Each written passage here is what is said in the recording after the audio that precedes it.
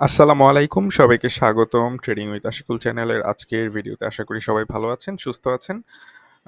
আমার আজকের ভিডিওর বিষয়বস্তু হচ্ছে BATBC নিয়ে একটা জেনারেল ডিসকাশন। সেটা হচ্ছে আপনারা BATBC ছেড়ে দিবেন না ধরে রাখবেন। এই ডিসকাশনটা করার একমাত্র কারণ আমি বলব যে কমেন্ট সেকশনে অনেকেই লিখছেন যে BATBC এত পার্সেন্ট লস, কি করব, হোল্ড করব না ছেড়ে দিব, BATBC-তে কি স্টপ লস নিব, না BATBC-র ফিউচার কি হতে পারে, এতদিন পরে রয়েছে, এতদিন ধরে রেখেছি, একেবারে ফ্রাস্ট্রেটেড হয়ে গিয়েছি।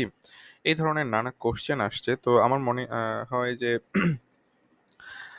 BATBC-র হোল্ডিং পার্সেন্টেজ দেখে মনে হচ্ছে আহ, এইটা হচ্ছে BATBC-র হোল্ডিং পার্সেন্টেজ 31 অগাস্ট 2022। এটাতে পাবলিক হচ্ছে 6.97% পাবলিক পার্সেন্টেজ। এটা গত মাসেই ছিল, মানে সরি, গত জুলাইয়ে ছিল হচ্ছে 6.49। তার মানে পাবলিক অনেক বেশি পরিমাণ BATBC কিনছে।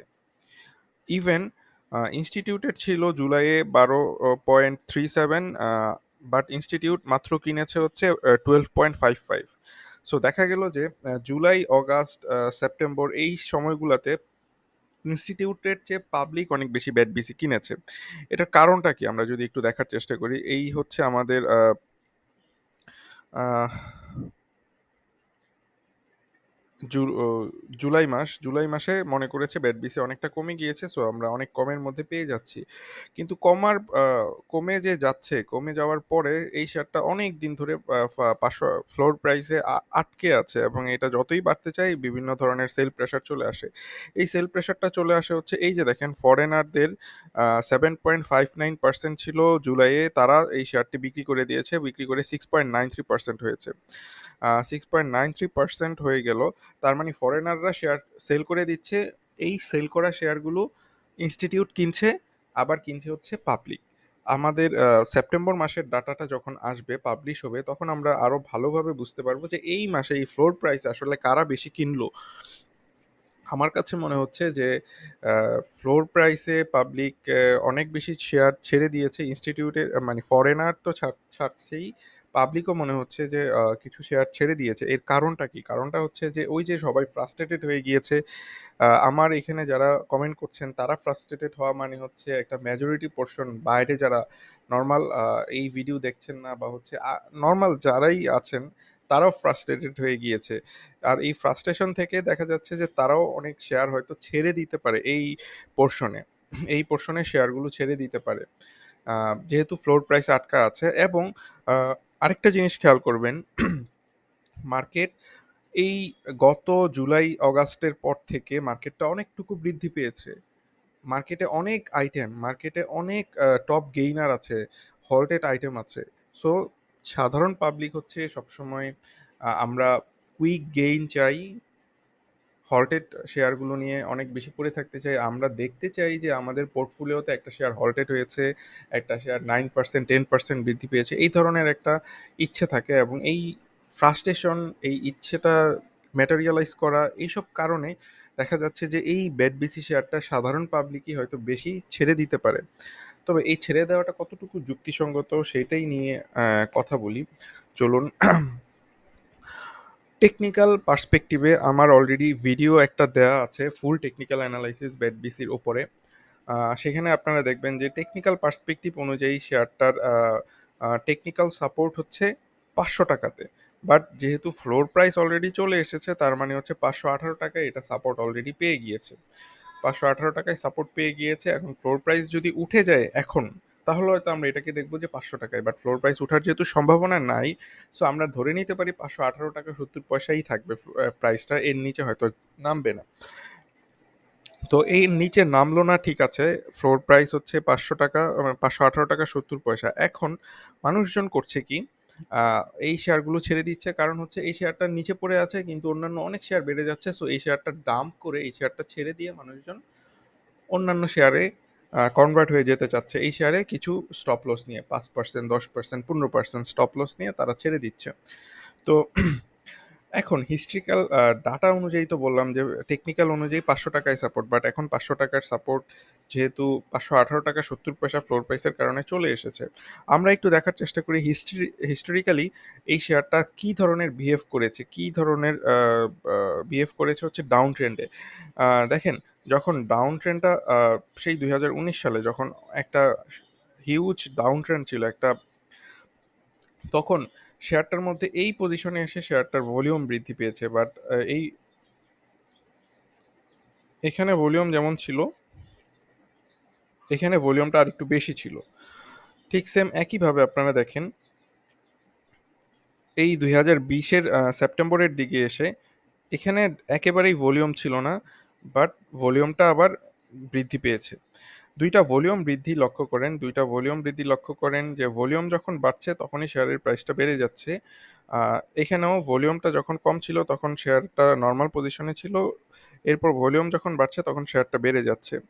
সো এই ভলিউম বাড়ার সাথে সাথে শেয়ারের ইয়েটা বেড়ে যাচ্ছে। আবার একইভাবে দেখেন যে এই পজিশনটাতে এখানে শেয়ারের প্রাইস কমে যাচ্ছে, ভলিউম কমে যাচ্ছে, ভলিউম কমে যাচ্ছে, এবং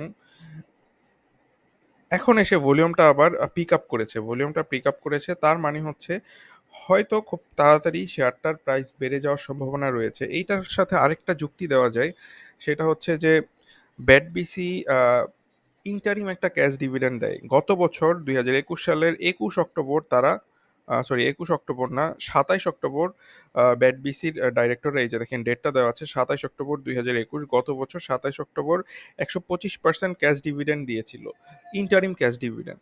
এই ইন্টারিম ক্যাশ ডিভিডেন্ডটা যখন দেয়, আমরা একটু দেখার চেষ্টা করি, ইন্টারিম ক্যাশ ডিভিডেন্ড দেওয়ার সাথে সাথেই শেয়ারের প্রাইসটা অনেকটা বেড়ে গিয়েছিল। এর কারণ কি? বেড়ে গিয়েছিল, আগে থেকেই বেড়েছিল, ইন্টারিম ক্যাশ ডিভিডেন্ড দেওয়ার পরে শেয়ারের প্রাইসটা আস্তে আস্তে ফল করলো।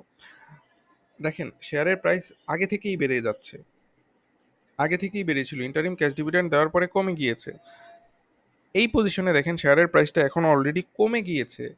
এখন যদি ইন্টারিম ক্যাশ ডিভিডেন্ড দেয় এই অক্টোবরের শেষের দিকে, তাহলে হয়তো শেয়ারটার প্রাইস আবার পিক আপ করতে পারে, এবং পিক আপ যখন করবে তখন অবশ্যই আমার ভিডিওটি দেখে নেবেন যে আসলে সেল টার্গেটটা কত থাকতে পারে।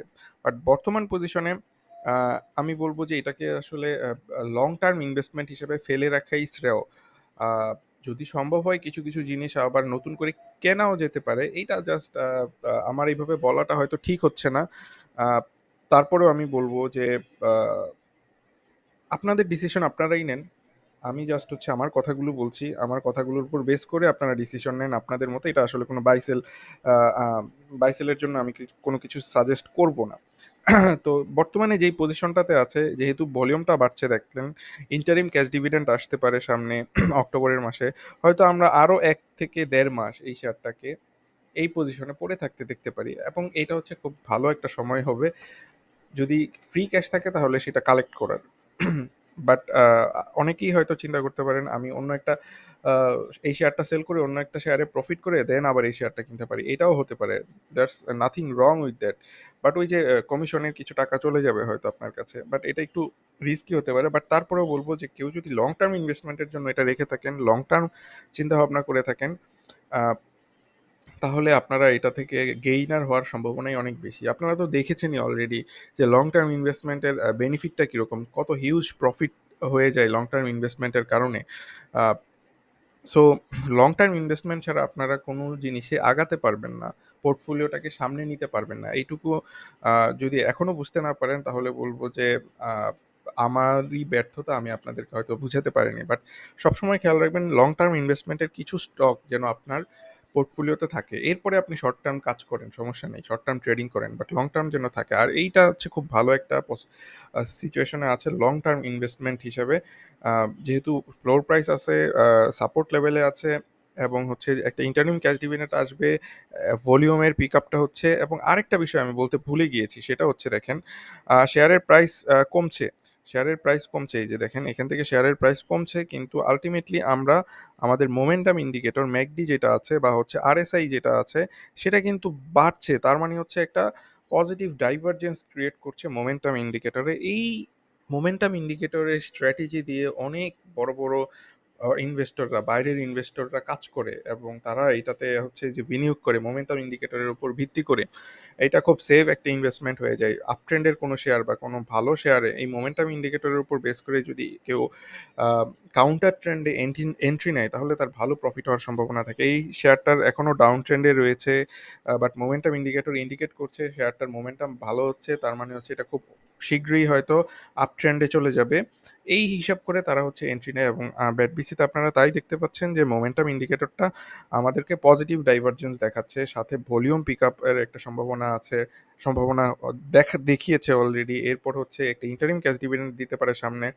সো সব কিছুর উপর বেস করে মোটামুটি আমি বলবো যে শেয়ারটি ছেড়ে দিবেন না, ধরে রাখবেন। এর বিতর্কে যদি যাই তাহলে আমার সাইড থাকবে হচ্ছে শেয়ারটা ধরে রাখাই ভালো।